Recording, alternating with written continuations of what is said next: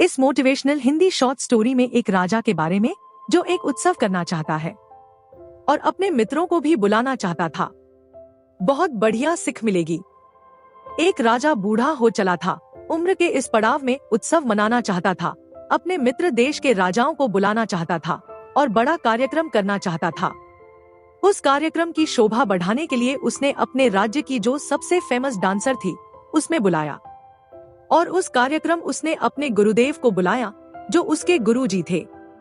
कार्यक्रम शुरू हुआ।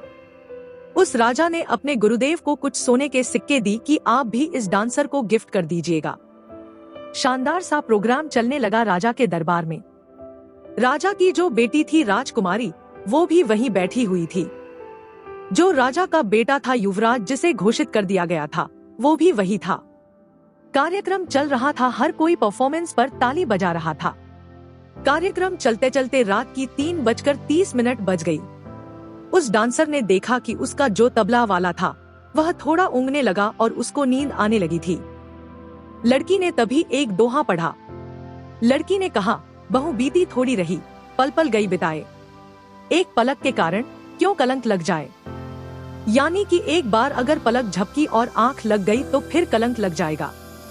यानी कि वह तबले वाले को जगाना चाह रही थी कि अगर आंख लग जाएगा तो सब गड़बड़ कर दोगे तुम, इसलिए अब जागो, फिर अगर राजा को पता चल गया तो सजा मिलेगा। तबला वाला अचानक से चौंक गया और फिर ढंग से तबला बजाने लगा, लेकिन उस दोहे का मतलब सबने अलग अलग निकाला। कमाल यह हुआ कि वह जो गुरुदेव बैठे थे राजा के, उनके पास जितने सोने के सिक्के सब उस लड़की को ले जाकर के दे दी। जो राजकुमारी बैठी थी उसने अपना 9 लाख रुपए का जो हार था वह ले जाकर के उस लड़की को गिफ्ट कर दिया। जो युवराज बैठा था उसने अपना क्राउन था ले जाकर के उस लड़की को दे दिया।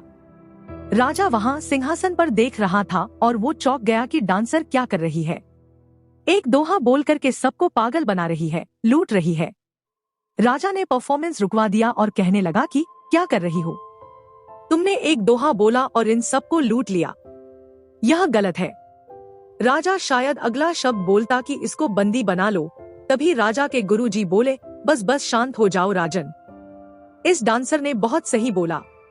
उन्होंने कहा, इसने जो कहा है ना, उसका जो मतलब निकाला है कि मैं क्या कर रहा हूँ। मैं जंगल में था, तपस्या कर रहा था पूरी जिंदगी और पूरी उम्र। अब इस उम्र के पड़ाव में तुमने कहा यहाँ आ जाओ और मैं यहाँ आ गया, और मैं इस लड़की को सोने के सिक्के दे रहा था। यह क्या पाप कर रहा था मैं। इस लड़की के दोहे ने मुझे जगा दिया है, मुझे बता दिया कि मुझे कहाँ होना चाहिए, यहाँ नहीं होना चाहिए। मैं तो अपना कमंडल लेकर चला। फिर वहाँ से गुरुजी चल पड़े।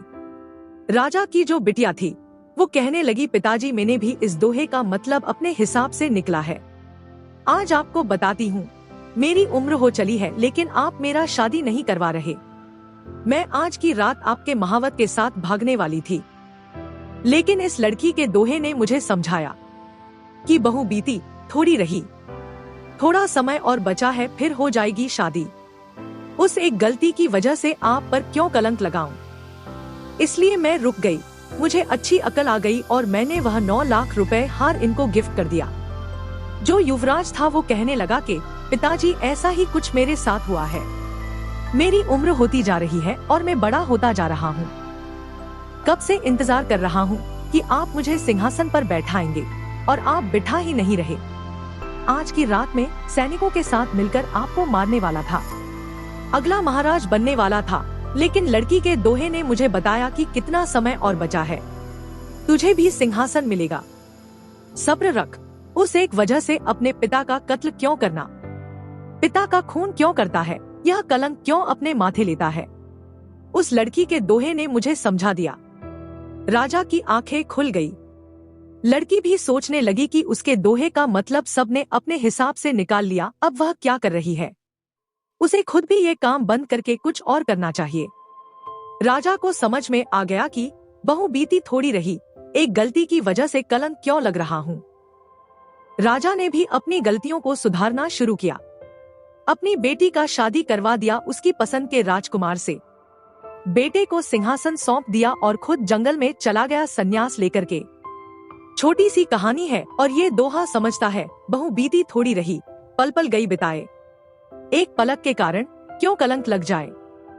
लाइफ में हम बहुत पेशेंस के साथ, बहुत सब्र के साथ आगे बढ़ते हैं अपनी मंजिल की तरफ, अपने टारगेट को अचीव करने के लिए बढ़ते हैं। लेकिन कई बार में लगता है कि बस हमारा सब्र टूटने लगता है, कि बहुत हो गया, थोड़ा समय बचा है, थोड़ा सा और सब्र लेकर चलिए, आप अपनी मंजिल तक पहुंच जाएंगे।